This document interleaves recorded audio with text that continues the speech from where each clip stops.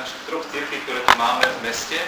Som veľmi rád, že ste si našli ten čas, že ste prišli sa medzi nás, aby ste si popočúvali, myslím, že skúseného kňaza, ktorý je skúsený nielen v duchovnom živote, ale aj v manželskom živote, lebo je grécko-katolícky kňaz, ktorý je aj ženatý. Neviem teraz, či to je výhoda alebo nevýhoda, ale to povieš. Či je z toho šťastný alebo smutný. A ja akorát toľko poviem, že máme tu aj pani prekladateľku, ale aby sa to nenaťahovalo, on bude hovoriť väčšinou slovensky, niekedy možno trošku východoslovensky, lebo je až od Prešova. Slovensky to možno bude. Takže kto by chcel, tak ľudia si môže prisadnúť sem k tomuto stolu a tu bude preklad do maďarčiny. Do maďarčiny. Do maďarčiny. Takže, lebo keby sme to robili, rozumiete, že následne by to trvalo veľmi dlho a boli by sme z toho asi trošku aj unavení. Takže ja len toľko k takej technickej časti. Kľudne sa cítite, tak uvoľnenie, príjemne, kto má chuť, na čo si môže kľudne túto ešte vziať. Takže úplne. Ja by som tiež vás chcela veľmi srdečne pozdraviť, privítať, teším sa, že zvýšili sme si náš ten čas. Určite viete, z akej pohnutky sa tu stretávame. V minulom týždni sa dial Národný týždeň manželstva. Motivovali sme aj cez montianské listy, aj cez nejaké tie internetové stránky k tomu, aby to manželstvo sme utužovali aj osobne a toto popoludne k tomu, aby sme to utužili aj v jednej prednáške. Vie niekto, pamätá si niekto, aká je téma tohoto Národného týždňa manželstva, aká bola téma tejto prednášky? Recept na dobré manželstvo. Ďakujem veľmi pekne. Ja sa otočím niekto na šarmantné naše čašničky. Sme v dobrej cukrárni, myslím, že radi sa mnohí chodíme. Máte veľa úžasných zákuskov. Prezrate nám nejaký dobrý recept? Nie, dlhšia, nechcú prezradiť. Vy nám prezradíte nejaký dobrý recept na dobré manželstvo? Skúsim. Dobre, ďakujem pekne, takže aspoň jeden recept dneska získame, ďakujem pekne. Niekedy jeden to bude, jeden špeciálny. A keď je recept na dobré manželstvo, chcem sa spýtať, či ste kuchár, či rozumiete do receptov vôbec, keďže dneska o receptoch budeme hovoriť? Tak, kuchár nie som a teda v kuchyni teda sa zvetam ako pomocník, ale teda v rámci manželstva myslím, že som za tie roky našiel nejaké recepty alebo našiel nejaký recept, s ktorým sa je hodné podeliť a pozdieľať, aby sme to tak spolu prijali ako také jedno bohatstvo. Čiže určite je recept na dobré manželstvo, určite nie je iba jeden taký univerzálny, ale určite je sú také body, ktoré sú univerzálne. Takže skúsime z tých receptov na dobré manželstvo vybrať nejaké body, ktoré sa hodia všetko. Ďakujem. Otázka, ktorá to už bola načrtnutá, je dobré, keď je ten kňaz manželstva, alebo lepšie, keď je bez manželstva. Teda, viete to posúdiť? Myslím. A odpoveď bude taká teologická. Že je to o povolaní. To znamená, že keď je povolanie do manželstva a keď je povolanie do kňazstva alebo do duchovnej služby, tak sa to dá zladiť. Keď to bytie v manželstve je také automatické, bez povolania, tak myslím si, že takýto spôsob by sa ťažko zladzoval. To znamená, že ak sa žije kňazstvo a duchovná služba a manželstvo ako povolanie od Ježiša, tak tam vlastne samo o sebe sa to dá sladiť v tom, že je to o recepte z tých ingrediencií a o Duchu Svetom, ktorý tak pomáha rozlíšiť, že kedy viac sa nasledovať do manželstva a kedy viac do služby. Kedy viac slúžiť v manželstve a kedy viac slúžiť zboru, cirkvi, farnosti, spoločenstvu. Takže je to možné, ale určite to stojí na veľmi blízkej prítomnosti Ducha Svätého, ktorý vedie a inšpiruje. Prečo ste sa stal takým špecialistom na recept manželstva? Ako k tomu prišlo vlastne, že sa venujete všeobecne nielen dnes nám tu ako spoločenstvu rodín, ale všeobecne je vašou takou srdcovkou venovať sa rodinám manželstva? Ja som vlastne od mála veľmi túžil po duchovnej službe, po kňazstve, po ohlasovaní Ježiša. A v jednej chvíli som naozaj silne zakúsil vo svojom živote, že ma Ježiš volá do manželstva.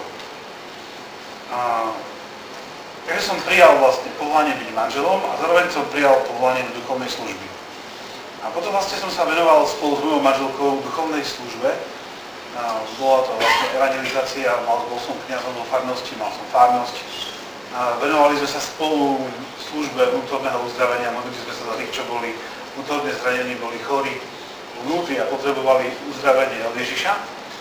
A v jednej chvíli, asi po 10 rokoch manželstva, som zistil, že teda napriek tomu, že učím mnohých vo farnosti a že mnohými sa modlím, aby sa uzdravili ich rány, tak som vlastne vyrobil svojej manželke a tým pádom aj sebe jednu takú ránu, že všetká tá naša energia smerovala v službe a zistili sme, že, ja som to zistil, že nám je ťažko byť spolu len tak.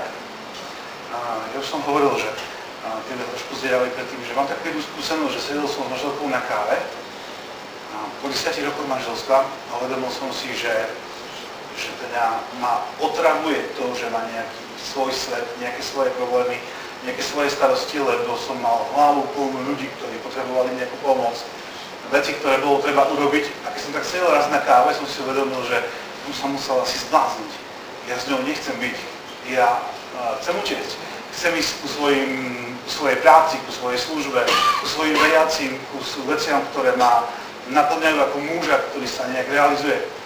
A tak som sedel a som si uvedomil, že ale ja učím niečo iné. Biblia hovorí niečo iné. Ježišov život je niečo iné. Ja povedal som si, že no a to ja tak vnímam, ako to asi vníma moja manželka. Dal som si takú úlohu, že budem s ňou 2 týždne sedieť každý deň po hodín na káve. No prvý týždeň som skoro zomrel, lebo som si hovoril, že to sa nedá vydržať. To je strašné, ako ona má nejaké starosti o syna, o dom, o záhradu, o kvety, o dovolenku a také tie všetky zbytočnosti. A ja mám tu také veľké duchovné veci a politiku a náboženstvo a Ježiša. A tie veci sa dnes rozišli, ale po tých 2 týždňoch sedenia som si uvedomil, že po tej skúsenosti, že vôľou chcem byť s ňou a chcem ju počúvať, že mám čo naprávať. Tak som vlastne ďalších pár rokov naprával veci, študoval som, modlil som sa, hľadal som v Biblii veci a zisťoval som, koľko som veci pokazil v svojom manželstve, v svojom otcovstve, koľko musím veci naprávať a z tohoto zdieľania života a takého naprávania veci sa narodila služba. Lebo keď som o tom hovoril ďalším, tak sa mnohí pýtali, takým povedz, čo žiješ, ako to vyzerá a čo si urobil a čo funguje a čo nefunguje. Chcel som o tom rozprávať a tak sa potom z toho tak nejak vykreovalo, vytvorilo také nejaké body, také nejaké prednášky, nejaký systém toho hovorenia o manželstve. A stalo sa to mojou vášňou, aj keď musím povedať, že vždy, keď hovorím o manželstve, tak hovorím aj pre sebe. Stále to je niečo, čo je vlastne v prvom rade pre mňa, aby ja som trochu pozeral a nezabudol na to, že ma Ježiš zavolal, že manželstvo. Ďakujem vám pekne. Tak toto interview prerušíme jednou piesňou od toho najlepšieho šéf-kuchára na jeho slávu. Máte piesne na takých srdiečkách ružových, takže tú prvú piesňu sme zaspievali, potom by sme začali modlitbu a potom prosím otca Antona, že by pokračoval v tom predkladenom receptu. Možno máme ako dobré kuchárky tu aj nejaké poznámkové bloky, takže môžeme si kľudne zapisovať. Myslím, že tento dobrý recept alebo si ho ukladá do srdca. Takže ďakujem zatiaľ veľmi pekne. Pozývam nás v prvej piesni a potom.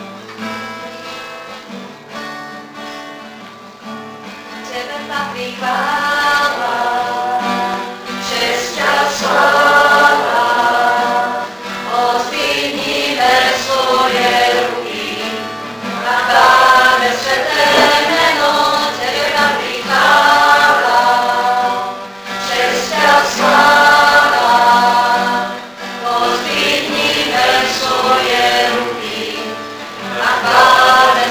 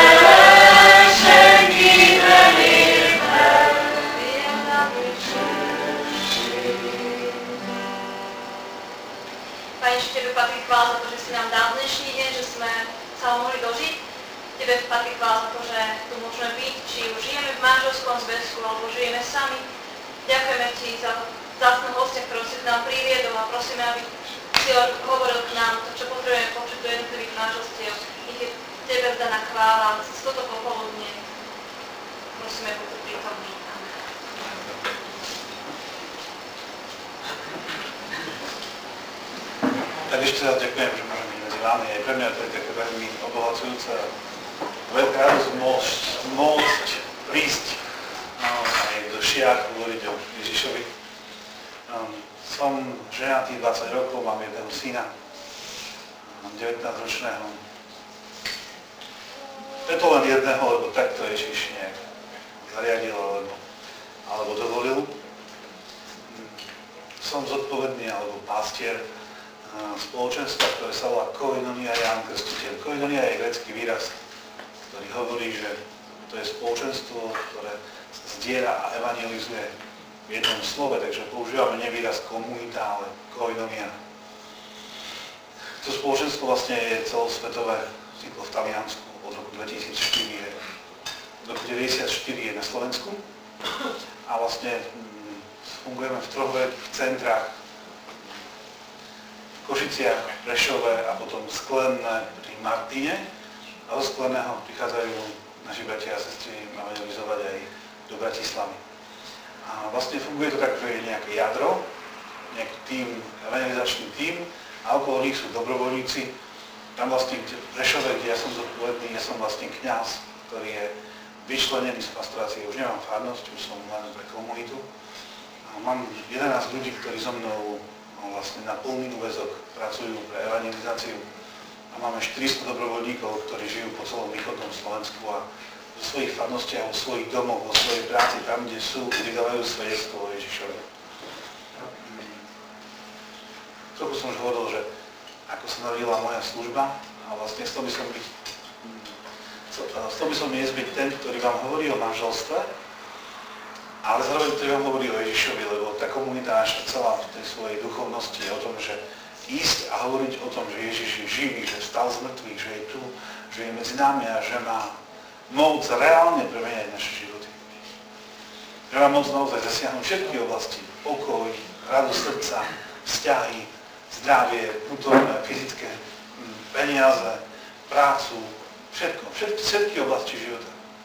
Ježiš priniesol spásu všade, takže dnes budeme hovoriť o manželstve a rodine, ale v podstate to znamená, že budeme hovoriť o Ježišovi, ktorý má nejaký plán spásy, má nejakú ponuku na to, ako žiť s ním, s jeho láskou, s jeho prítomnosťou a zažívať to, že mnoho vecí, ktoré robíme, má úspech. Téma tohoto týždňa, ktorý vlastne bol, je recept na dobré manželstvo a recept znamená, že teda sú nejaké ingrediencie, nejaké veci, ktoré keď pospájame dokopy, tak to manželstvo bude fungovať v radosti, v pokoji a bude plodiť fyzické deti a bude plodiť pre ďalších inšpiráciu, ako žiť s Ježišom. Takže ja vás chcem pozvať tomu, aby sme tak možno trochu teraz počúvajte, čo vám budeme hovoriť a potom sa možno trochu zdieľali o tom, ako vy prežívate, alebo možno sa aj potom rozprávali, pýtali na veci, ktoré sú. Ja som vo svojom hľadaní takého Božieho plánu, Ježišovho spôsobu pre manželstvo dospel do jednej veci, alebo k jednej prvej veci. Prvá vec je to, že manželstvo si nevymyslel človek. Manželstvo je dar od Boha, Boží dar. A keď Boh stvoril človeka, a keď stvoril muža a ženu, a keď mu daroval tento spôsob života, keď ho zavolal do toho, tak jedna z vecí, ktorá mi vstúpila do mysle a ktorá ovplyvnila veľmi výrazne moje rozmýšľanie o manželstve, je to, že keď niekto vytvorí dobré auto, dáva k tomu manuál. Keď niekto vytvorí nejaký robot, nejaký počítač, nejaký dobrý prístroj, tak keď ho nikomu dáva k dispozícii, tak mu hovorí, že keď ho budeš takto užívať, tak ti to prinesie veľa dobrého. Keď ho budeš užívať podľa seba, podľa svojho systému, tak sa ti pokazí. A mnoho raz presne kvôli tomu mnohé vzťahy, mnohé manželstvá sa rozpadajú, že ľudia si myslia, muž a žena si myslí, že nájde vlastný recept, vlastný spôsob, ako to manželstvo žiť a že Pána Boha do toho nič, že Ježiš sa do toho nemá montovať, lebo on kde si tam, alebo v kostole a život je život. Ale ja by som vás chcel dnes inšpirovať. Ponúknuť vám to, že Boh sa ku manželstvu vyjadril. Že Ježiš povedal človeku, každému jednému z nás, že keď nám tieto veci dáš pozor a to si všimneš, tak sa ti bude žiť radostne. Lebo žiť veci v Božom poriadku produkuje pokoj v srdci a produkuje radosť. Radosť, ktorá je nákazlivá. Radosť, ktorú všetci vidia. A potom to produkuje život. Chuť žiť, chuť zdieľať sa, chuť byť s inými, byť blízko, priateľstvo. Manželstve to produkuje alebo rodí deti. Aj. Takže druhá vec, prvá je, že je to nejaký Božie dielo, nejaký Boží dar, ktorý treba sa naučiť užívať. A prvá veta z toho návodu, z toho manuálu, z toho receptu je, mi sa mi to páči, lebo to trochu tak až provokuje, že manželstvo nie je pre teba. Manželstvo nie je pre teba. Manželstvo je pre toho druhého. vysvetlím. Ľudia prichádzajú do manželstva s tým, že málo ma mal rád môj otec, málo ma mala rada moja mama, málo ľudí mi dalo lásku, prijatie, pozornosť, čas, ako ja chcem, tak si nájdem niekoho, kto bude iba môj, iba pre mňa. A bude vždy k dispozícii a bude vždy milý a vždy bude zdravý a vždy bude silný a vždy bude pripravený vyplniť všetky moje túžby. S týmto ľudia vstupujú mnoho raz do manželstva. Niekto ma bude milovať iba mňa a bude iba môj. Ale Boží recept, Ježišova inšpirácia pre manželstvo je, že do manželstva sa vstupuje preto, aby som urobil toho druhého šťastným. Každá iná motivácia je predurčená na neúspech. Do manželstva sa vstupuje preto, aby som urobil toho druhého šťastným.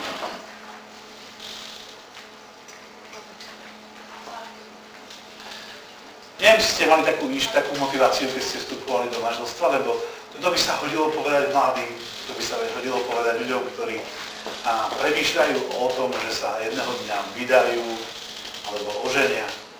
Ale nikdy nie je neskoro. A keď ja som ten, ktorý mám v manželstve toho druhého urobiť šťastným, tak môžem dať len to, čo sám mám. Keď ja mám urobiť toho druhého šťastným v manželstve, tak musím byť ja šťastný. Lebo nikto nemôže dať to, čo nemá. Keď ja som ten, ktorý je smutný, ktorý je unavený, ktorému chýba vízia, ktorému chýba radosť, ktorému chýba pocit, že je milovaný. Ja som ten, ktorý je zakomplexovaný, uhundraný, smutný, negatívny a prídem do manželstva, no tak len toto dám tomu druhému. A preto ďalší bod toho Božieho receptu je jeden z troch pilierov, o ktorom budeme dnes hovoriť. A 3 piliere, 3 oltáre, 3 piliere manželstva. Prvý pilier, v ktorom stojí recept na manželstvo ako podstatná časť je, že aby som vedel urobiť niekoho šťastným, musím to dovoliť Ježišovi, aby robil šťastným mňa.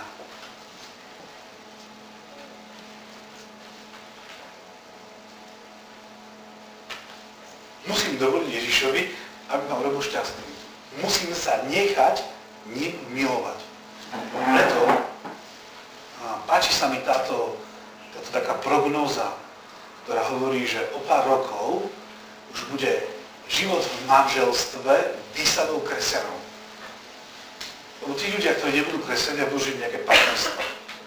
Ale manželstvo budú žiť kresťania, lebo Ježiš ma urobil šťastným, a preto ja robím šťastným svoju manželku, svojho manžela, svoje deti. Ako ma Ježiš môže urobiť šťastným? Prvá vec je mať s ním osobnú skúsenosť. Nie je to nejaká iba vzťah s Ježišom nemôže, alebo nestačí mať len nejaké vedomosti a nejaký zvyk, že chodím do kostola, lebo sa bojím Boha. Nie je to málo chodiť do kostola na bohoslúžby, žiť kresťanský život, nie je to málo. Je to veľmi veľa, ale mnohoraz je to také namáhavé, že ešte aj to nás trochu znechucuje, lebo musím to a musím tamto a musím ísť tam a musím robiť to. Predtým by malo byť, a môže, ak to dovolíš, dotyk Ježišovho tvojho srdca. Dotyk do srdca, ktorý spôsobí, že bude ti horieť srdce. Dotyk srdca Ježišovho, Ježiš sa dotkne tvojho srdca, zapálí ho a spôsobí, že sa budeš cítiť milovaný, milovaná. Je to láska, ktorá presahuje lásku otca, mámy a všetko, čo si vieš predstaviť v svojom živote. A tento dotyk lásky je prvýkrát, niečo, čo ma otvorí a naštartuje. A tento dotyk lásky sa vlastne opakuje pri každej modlitbe. Či už to je spoločná modlitba niekde v kostole, bohoslúžba, alebo moja osobná modlitba. znamená, že ten, kto chce žiť krásne manželstvo, potrebuje vedieť, že keď sa ráno zobudím, potrebujeme sa trochu modliť. Nie je to až také podstatné, že akým spôsobom, lebo každý má taký ten svoj spôsob, ktorý mu vyhovuje. Ale modlitba ako chvíľa, kedy Ježiš sa ma dotýka a hovorí mi do srdca a ja mu odpovedám a ja sa cítim milovaný. Ako prvú vec, čo robím v dni, pretože mám dnes počas tohto dňa milovať svoju manželku, manžela, svoje deti, ešte ľudí okolo. Keď to chcem robiť, najprv musím nechať jeho, aby ma on miloval. Treba sa pozrieť tomu, že keď nemáte takúto skúsenosť s Ježišom, proste si on dá. Prosím. Je to skúsenosť, ktorá prevyšuje všetko. Všetko v tvojom živote. Všetko, čo si vieš predstaviť. Dokonca v manželskom živote skúsenosť dotyku Božej lásky prevyšuje aj manželskú intimitu. Niečo, čo človek keď zažije, hovorí si, môžem s tým druhým byť. A môže ma aj znániť, a môže mi aj ublížiť, a môže mi aj nevyhovieť, a môže ma aj sklamať, ale ja s ním môžem byť, lebo od toho, ako sa on správa, ako on žije, nie úplne závisí moje šťastie. Môžeme akceptovať jeho chyby, jeho ťažobu, jeho bolesť, jeho nejaké poklesky. Môžem to prežiť, pretože som milovaný Bohom. Takže nechať sa Bohom milovať. A druhá vec je, že mať miesto v dome, kde sa modlíš, a máš miesto v dome, nemusí to byť nevyhnutne nejaký oltárik, alebo nejaké miesto, ktoré vyzerá ako kostol, ale miesto, ktoré je pekné, miesto, kde si zvyknutý sa modliť, a kde sa modlíš so svojím manželom, so svojou manželkou preto, lebo modlitba manželov spôsobuje, že obidvaja sa otvárajú na toho istého Ducha Svätého a on robí medzi nimi jednotu. Ľudia hovoria, keby ono sa stalo, tak by to bolo všetko medzi nami dobre. Ale začína to od toho, že on zažije, že je milovaný Bohom, ona zažije, že je milovaný Bohom a potom sa spolu modlia a v tej modlitbe táto skúsenosť sa neustále obnovuje. Pozývam vás k tomu, majte čas na modlitbu. Nemusí to byť, aj keď to nebude až tak veľmi vždy prežívanie Božej lásky. Aj keď to nebude až tak vždy veľmi citové. Ale modlite sa spolu. Mnohí hovoria, že ja sa nemôžem modliť, lebo som pohádaný. Ja sa na neho hnevám, a ja sa na neho hnevám, a ja sa môžeme tak modliť. Môžete. Je potom na inú prednášku, ako sa hádať, aby ste sa mohli modliť. Ale hádať sa je hádať sa a modliť sa je modliť sa.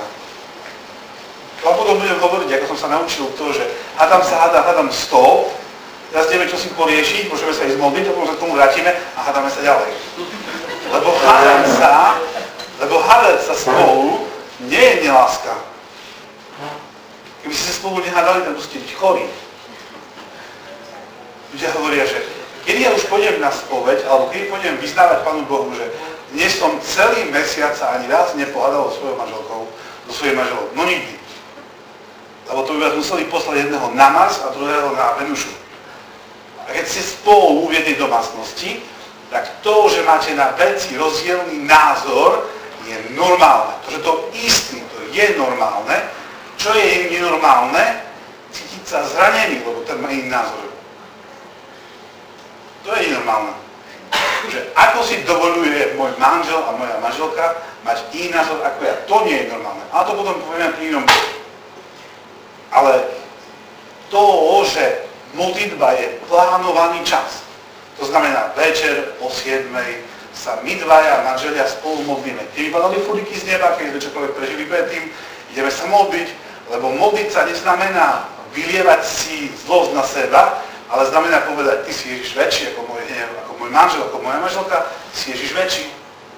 A po pár chvíľach ťa to prejde, respektíve, keď si niečo urobil zle, tak ťa tlačí k tomu, že hovoríš, odpusť mi tomu druhému, odpusť mi. A ten druhý povie, odpúšťam ti.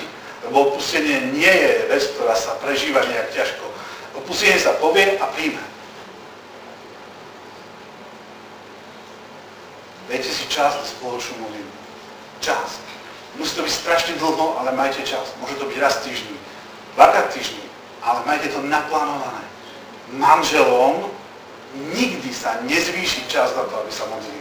To si pamätajte, lebo keď si dáte, že keď sa nám zvýši čas, budeme sa modliť, nikdy sa nebudete modliť. Lebo stále je v hlave niečo dôležitejšie a zlý diabol sa strašne bojí modlitby manželov, lebo nikto na zemi sa nevie modliť jednomyselnejšie ako dvaja ľudia, ktorí žijú v manželstve. Ježiš povedal, že keď budú dvaja jednomyselne, prosím, dostanú to.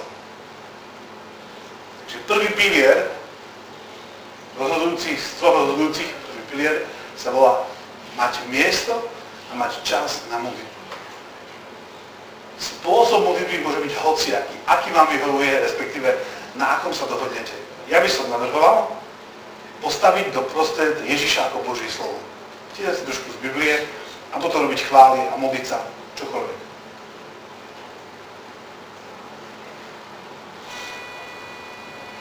A modlitba je aj preto ťažobou, lebo sme možno stratili dôveru, že niečo sa môže zmeniť, keď sa budeme modliť. Lebo sa chodíme modliť spôsobom, že neočakávame zmenu. Modlitba manželov v dôvere, že nás vypočuje, dáva túto novú skúsenosť. Druhý pilier, to som trošku hovoril na úvod vo svojom svedectve, je mať stôl, kde spolu stolujeme. Mať priestor na to, aby sme mohli spolu stolovať. Úmyselne nehovorím jesť, lebo jesť znamená nájsť sa a odísť. Stolovať znamená sedieť pri stole. Môže to byť niekedy káva, niekedy to môže byť minerálka, niekedy to môže byť koláčik a niekedy to môže byť obed. Ale miesto, kde je stol a stoličky a čas, ktorý tam trávime. Všimnite si, že kultúra socializmu spôsobila, že sa stavali domy, ktoré mali malinké kuchyne, kde nebol stôl, aby sa všetci mohli nájsť spolu. To bola ideológia, presný zámer. Rodina sediaca pri stole je veľmi silná. Veľmi silná. Keby bol priestor, robil som vám inú tému, prednášku, kde by som vám ukázal, ako možno urobiť hodnotový systém v rodine bez slov sedení pri stole. Ale to je na inú tému. Ale pri stole sa sedí, je a rozpráva, zdieľa sa. A mnohí hovoria, a o čom sa budeme rozprávať? No a tam je priestor na to pýtať sa manželky, manžela, ako sa máš, čo by si chcel, čo by si nechcel, čo ti vyhovuje, čo ti nevyhovuje. Pýtať sa svojich detí, ako sa máš, čo bolo v škole, čo ťa potešilo, čo ťa zarmútilo. Ja som svojmu synovi celé roky vyrábal pri stole kázeň. Vždy, keď sme sa stali ku stolu, som mu hovoril všetko, čo som si pamätal z celého týždňa, že vtedy si robil zle, vtedy, jak to môžeš, a prečo tak, a prečo nie tak. A on mi jedného dňa, keď mal nejakých 15-16, povedal, že ja s tebou nebudem sedieť pri stole. A ja som už nehoval ruku a uvedomil som si, že teda problém nie je v ňom, ale vo mne. Že som urobil sedenie pri stole ako miesto, kde sa buzeruje, kde sa karhá, kde sa ten človek cíti zle. A to má byť miesto, kde sa zažíva, že som milovaný, prijatý, že kto si má o mňa záujem, že mi kto si rozumie. Majte doma pekný stôl, majte doma dobré stoličky a naučte sa stolovať. Celá rodina, aspoň v nejakom časovom intervale, ale hlavne naučte sa stolovať manželia. Majte spolu každý deň kávu, alebo každý deň jedlo. Ale nielen také, že zjeme a utekáme, ale také, že počúvaš toho druhého, to, čo on prežíva.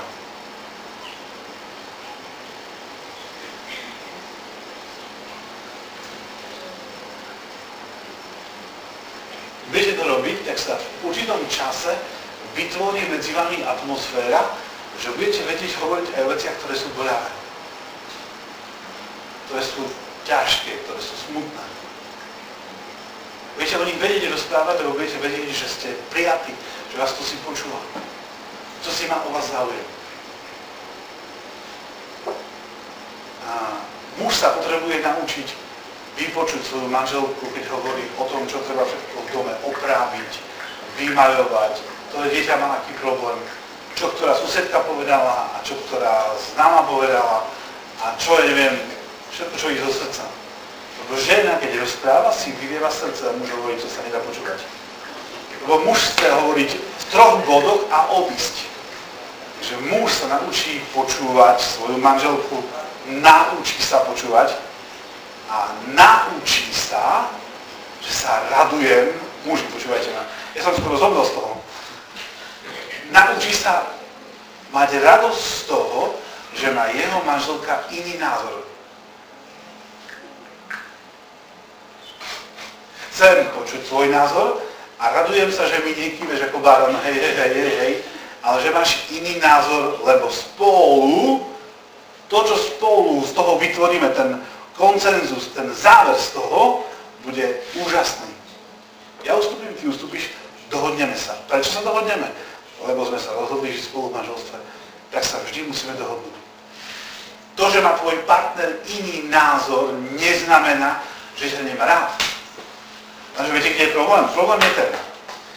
Synček vyrastal so svojou mámkou a mamku stále ukeca. Mamička sem, mamička tam, bosky, objatia a mamička urobí vždy, čo synček chce. Opačne, dcerka vyrasta s ockom, postíska ho, objíma ho, ocko urobí, čo si dcerka chce. Potom sa dvaja zoberú a teraz žena si myslí, že jej muž bude ako jej otec. Nebude. A muž si myslí, že žena bude ako jeho mamka. Nebude. A tak sa spolu hádajú a možno nebijú, lebo hovoria si, jak to ty, že ty nerobíš, čo ja chcem, akože ty ma nevypočuješ, ja ťa vydieram tým, že aký som smutný, nešťastný, ako som smutná, nešťastná, hádam, kričím, búcham a nič. No lebo ten druhý je tvoj partner. Partner má iný názor a predstavte si, že sa nám aj trvá. A to je úžasné pochopiť, že to nie je moja mamka ani ocko, ale že to je partner a že môže mať iný názor a že sa na ňom môže aj trvať a že sa potrebujeme dohodnúť, lebo to je láska. Ale to, že má iný názor, nie je láska. A keď sa potrebujem dohodnúť, tak potrebujem ho počúvať. Takže, milé dámy, naučte sa počúvať svojich manželov, ktorí vám budú hovoriť o futbale, o politike, o strojoch, o autách. Fakty také presné, že ani nebudete možno vedieť niekedy, o čom hovorí, ale to je pre muža úžasné. A keď muž bude vnímať, že tvoj svet ho zaujíma, tak sa bude snažiť, aby sa ho zaujímal aj tvoj žena, tvoj svet. Jedna veta, teraz hodím jednu vetu, ktorá je z inej témy, ale je veľmi dôležitá. Rozprával som sa s jedným mladým mužom, ktorý si hľada dievča, taký 30-ročný chlap, a hovoril mi, keď si predstavím, že by som mal si zobrať ženu, ktorá je taká energická, ktorá má názor, ktorá sa znovu bude hádať, nežením sa. Ja som tak sedel a som si povedal, zaujímavé, ale keď som to počúval, uvedomil som si jednu vec, že keď muž chce mať krásnu rodinu a silné vzťahy, potrebuje mať silnú ženu, ktorá ho inšpiruje. Takže keď máte doma ženu, ktorá vás inšpiruje, ktorá sa s vami háda, ktorá je nespokojná, ktorá stále kde si posúva muži, tak vedzte, že toto je naozaj veľmi dobrá dispozícia, aby si sa stal Božím mužom, mužom, ktorý naozaj je Božou slávou. Akurát tá žena musí naučiť mať mieru, lebo keď to bude bez miery, tak zničí lásku. A sme opäť pri stole. Lebo tieto veci sa nerobia tak, že medzi dverami si niečo povieme, v aute si niečo povieme, vychádzajúc po schodoch z domu si niečo povieme, ale sadnem si a venujem tomu druhému chvíľu, sústredenú pozornosť. Chvíľu. Tretí pilier manželstva. Lôžko. Manželské lôžko. Myslím si, že o tejto téme sa hovorí ešte menej, lebo všetci hovoria do môjho intimného života ani Pánu Bohu, ani kňazom, ani cirkvi nič nie je. Všetci to žijeme, ako chceme. Problém intimného života je, že to je niečo, čo je sveté. Intimný život znamená, že muž a žena sa spájajú a stávajú sa jedným a vo chvíli darovania sa majú zakúsiť trochu z toho, čo budeme vidieť Boha z tváre do tváre. Kus Božej slávy. A keď intimita manželská je trošilinku, odblesk, zakúsenie Božej slávy, toho, čo budeme vidieť v nebi, tak Boh hovorí, ja tam chcem byť prítomný. A potom to, čo sa tam deje, má byť sveté. A to, čo sa tam deje, má byť darovanie sa. Neberiem si ťa, chcem ťa, potrebujem ťa, ale dávam sa ti. A preto má byť ložko manželské naozaj jedným oltárom, čím si krásnym. Tam sa nehrajú ani deti, ani vnúčatá. Keď chádzajú deti do spálne, tak klopu, lebo to je miesto, ktoré je sveté. Manželia majú úctu, nehovoria o intimite, o sexualite, o iných ženách, o iných mužoch, s posmechom, s ironiou, vtipy a iné veci. A majú tieto veci v úcte, lebo vedia, že toto je niečo, čo naozaj spadá do ich života ako svätá vec.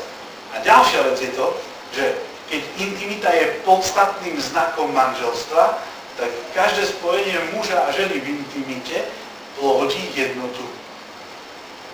Preto sa musíte vedieť naučiť používať, aby to bola chvíľa, keď naozaj sa to nedieje iba na rovine telesnej, ale na rovine duchovnej aj duševnej a výsledok je to, že po takom darovaní sa v Božom poriadku zrazu zistíš, že týždeň alebo dva nemusíš riešiť žiadne rozdelenie, lebo dohodnúť sa je oveľa jednoduchšie. Lebo intimita plodí jednotu. Nie je to vec, ktorá je najčastejšia v manželstve. Ale keď nefunguje, neplodí jednotu. Keď funguje, ovplyvňuje všetky ostatné časti života manželského spôsobom, že sa nemusíš veľmi dlho dohadovať, aby si dosiahol jednotu. Manželská intimita nemôže nefungovať dvom ľuďom, ktorí sa jeden druhému darujú. Môže nefungovať dvom ľuďom, ale keď jeden z nich je sebec. Keď myslí na seba, a keď to robí spôsobom, ktorý je pre neho, pre seba. A keď je to darovanie sa, nemôže to nefungovať. A opäť sme pri stole, lebo vlastne, keď má fungovať manželská intimita, tak sa manželia potrebujú o tom rozprávať. Nie je to tajomstvo tajné, nie je to ani hriech, a nie je to ani niečo, čo odporuje Bohu. Je to niečo, čo je naozaj sveté a preto môžeš o tom hovoriť aj pri stole, aj niekde inde, kde ste dvaja, hovoríš o tom, hovoríš o svojich túžbách, o svojich predstavách, čo ti vyhovuje, čo ti nevyhovuje, po čom túži tvoje srdce. A ten druhý možno bude prekvapený, lebo vy niekedy ženy, nielen v tejto oblasti, ale v iných tiež, si myslíte, že my máme byť telepati. My máme sami zistiť, muž má sám zistiť, čo by sa žene páčilo, čo by sa nepáčilo. Chcem vám povedať, to je tak možno iba v rozprávkach, lebo my muži sme takí trošku prispatí a potrebujeme, aby ste nám to povedali. A žena povie, to už nie je láska. A muž hovorí, nie, to je realita, niečo chceš, tak mi to povedz a ja to budem vedieť, môžem si to do svojej hlavy a potom to budem pre teba robiť. Dostal som takú jednu otázku, že koľkokrát v týždni prekvapím svoju manželku. No to som tak sa zamyslel. Čo napíšem, nie? Veď som nejaký ten, čo učí v manželstve. Takže čo napíšem, koľkokrát v týždni prekvapím svoju manželku? Musím povedať, že sa mi to nedarí veľmi často. Ale to je tiež preto, lebo ja viem, čo na moju manželku platí.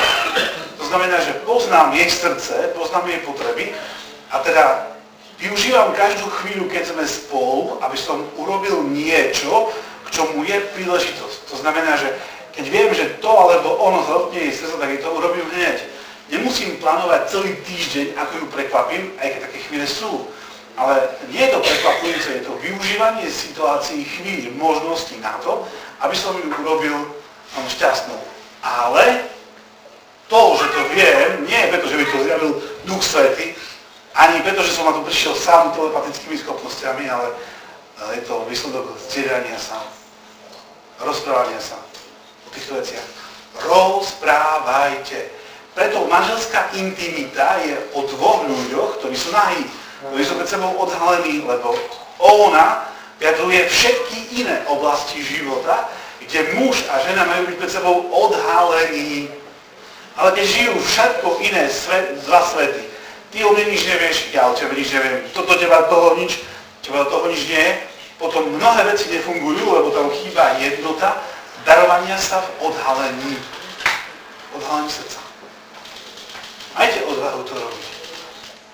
Keď to teraz nebolo, skúste to robiť po kvapkách, po krokoch. Krok za krokom. Teraz je to svedectvo. Peter, nech sa páči, je to môj brat z komunity. On vám chce hovoriť o tom, ako Ježiš vstúpil do jeho života a ako objavil, že cez tieto kroky sa zmenil jeho svet.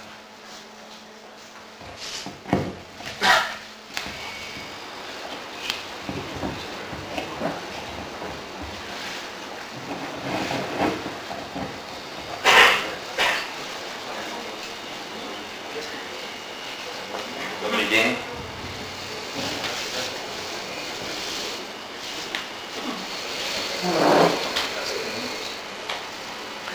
Takže ešte raz vám prajem dobrý deň. Som rád, že som medzi vami a môžem vám svedčiť o mojom živote. Volám sa Peter, mám 38 rokov, podnikám, máme personálnu agentúru, zamestnávame zhruba 250 ľudí. A keď som prvýkrát takto počúval tieto slova pred 6 rokmi, tak som si povedal, že to není vec, ktorá môže fungovať, to není vec, ktorá je pre mňa. Žil som svoj život podľa seba. To, čo bolo podľa mňa najlepšie, to bolo v mojom manželstve najdôležitejšie. Teda bol som doma takým Bohom ja.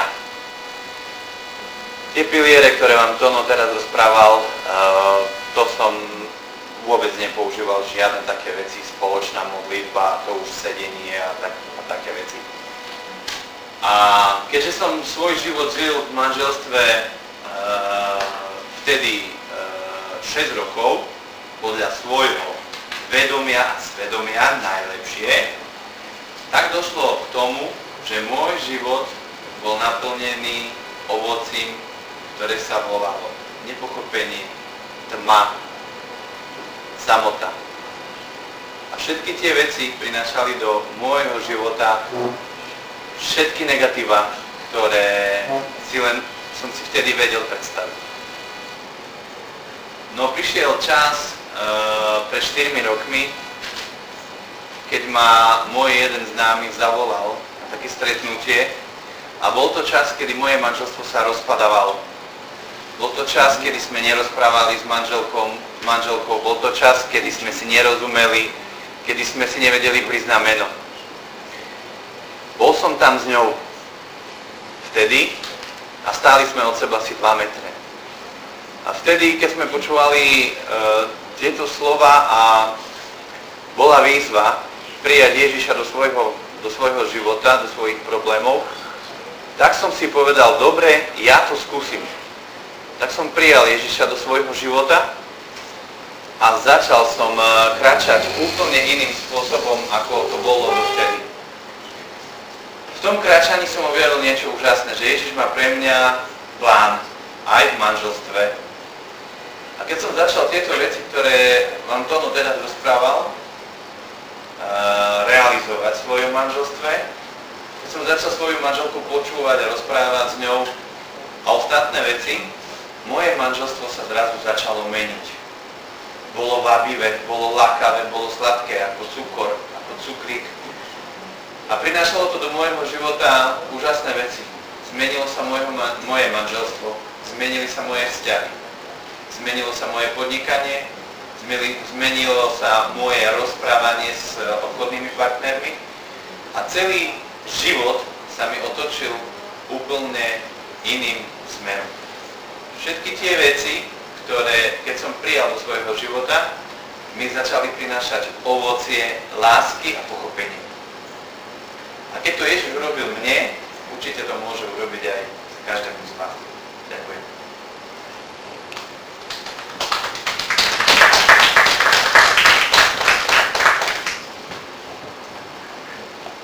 Tri piliere manželstva. Manželstvo postavené na Ježišovi. To je taký návod. A recept, ktorý nie je nemožné okoreniť vlastnými ingredienciami. Môžeš do toho pridať mnohé veci, ktoré sú tvoje, vaše, vlastné. Ale toto je chvíľa, ktorej Ježiš chce povedať, že on má recept, má návod, má inšpiráciu pre tvoje manželstvo.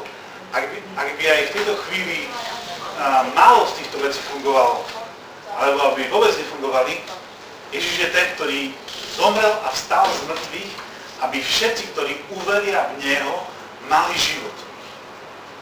Ježiš zomrel a vstal z mŕtvych, aby si mal život, a nie hociaký život, ale život v hojnosti.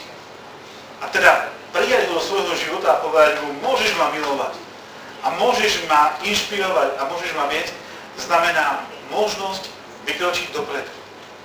Cez modlitbu, osobnú a spoločnú, manželskú, cez spoločné stolovanie, rozprávanie, zdieľanie sa a cez manželskú intimitu, ktorá je otvorená, darovaním sa a ktorá je naozaj znakom Božej prítomnosti vo vašom živote.